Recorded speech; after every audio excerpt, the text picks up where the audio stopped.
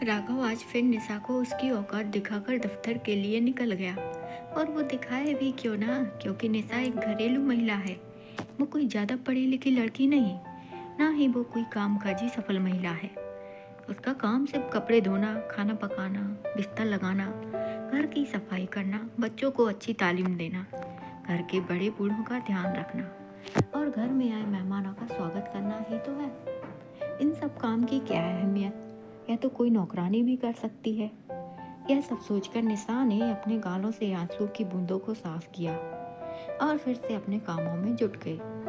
रोज की तरह राघव का फोन आया कि वो देर से घर आएगा, खाना बाहर ही खाएगा। निशा समझ गई थी कि पिएगा भी बाहर। पहले तो निशा रोज राघव को इस बात के लिए लड़ती थी और वो यह कहकर फटकार देता है कि वो मेहनत करता है और कमाता है, वो जो चाहे करे।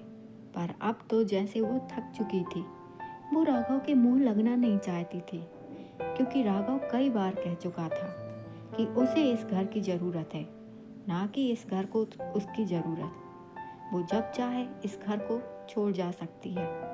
निशा यह सोचकर चुप हो जाती कि शायद राघव सही कह रहा है। वो जाएगी भी कहाँ, मायका तो बचपन से ही पराया होता है। अगर घर की बेटी 4 दिन भी ज़्यादा रुक ले तो आस पड़ोस वाले के कान खड़े हो जाते हैं। नाते रिश्तेदार चुटकियां लेना शुरू कर देते हैं और बात माँ बाप की इज्जत पर बनाती है। यह सब सोचकर निशा अपमान की घूंट पीती जाती है। अगले दिन निशा की तबीयत कुछ ठीक सी नहीं लग रही थी। उसने नापा तो उसे बुखार था। निशा ने घर पर ही रखी दवा ली और जैसे तैसे नाश्ता और बच्चों का टिफिन लगा दिया और कमरे में जाकर लेट गई। राघव यह कहकर चल दिया कि डॉक्टर को दिखा लेना। शाम तक निशा का बुखार बढ़ गया। उसकी तबीयत में जरा भी सुधार नहीं हुआ। उसने राघव को फ़ोन करा तो उसने कहा वो घर आते वक्त दवा लेता आएगा। राघव ने निशा के पास दवा रख दी और कहा ले लो, क्योंकि उसने दवा लाने का इतना महान काम जो किया, पत्नी ऐसा नहीं कर सकती।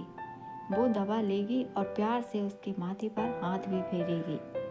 उधर सासू माँ ने खाना बनाकर आज रात के लिए यह मोहर लगा दी कि वाकई में इस घर को निशा की ज़रूरत नहीं।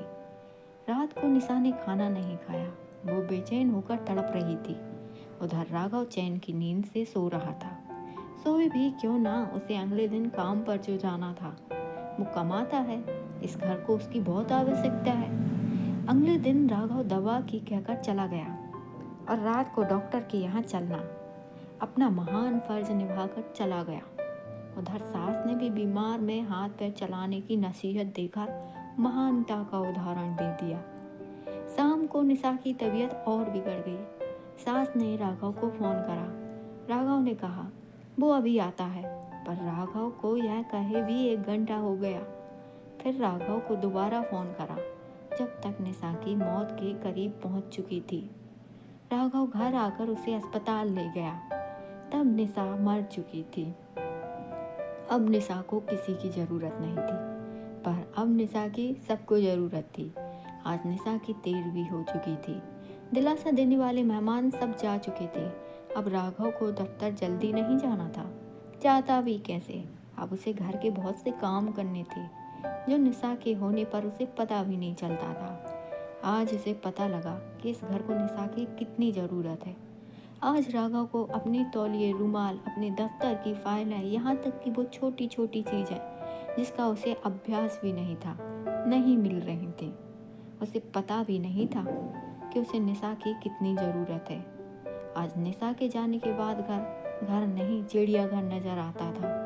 सास की दवाई और बच्चों के समय पर खाना नहीं मिलता था। राघव को रात को अपना बिस्तर लगा नहीं मिलता था।